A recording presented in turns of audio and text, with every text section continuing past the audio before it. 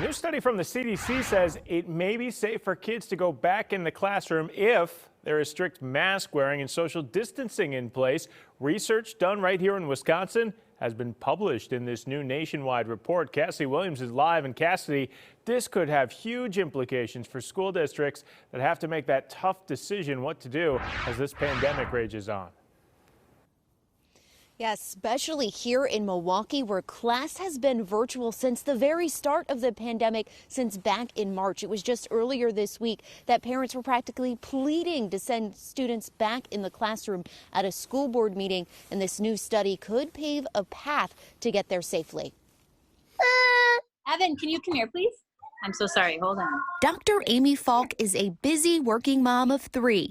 As a pediatrician, she wanted to know more about the impact of her first grader going back to in-person learning. That was part of the reason I got involved, is because I had skin in the game. Like, I had a kid walking through those doors. So she started studying, and what she found is when there is near perfect mask wearing and social distancing, the risk of COVID-19 spreading in Wood County schools was low. Her study now published by the CDC. I think it could be generalizable to some degree, but obviously every district is going to have to really grapple with what this might look like in their school. The Racine Unified School District is one of the districts grappling with that issue. This week, the school board voted to go back to in-person learning on March 1st. The teachers union president has concerns about the district's ability to social distance. We have some really old buildings. We have some Civil War era buildings. And we do not have adequate amount of space to account for 6 feet of social distancing. Many parents spoke at the meeting ecstatic to have kids head back to class. Some even talked about studies that say school is safe.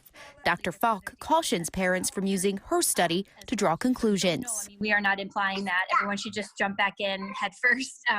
Obviously, this takes a lot of logistics, a lot of expense that many districts can't incur, and obviously ours are stretched to the limit with that as well. And for reference, Racine is the 5th largest district in the state. Milwaukee, the biggest here at MPS. The school board says it will re-look at the plan in March and decide about a phased-in approach, possibly heading to in-person class in April at the earliest. Live in Milwaukee, Cassidy Williams, FOX 6 News. Yeah, I took away how important the mask wearing and the social distancing is. It could be a key to getting kids back in the classroom. Cassidy, thanks. When it comes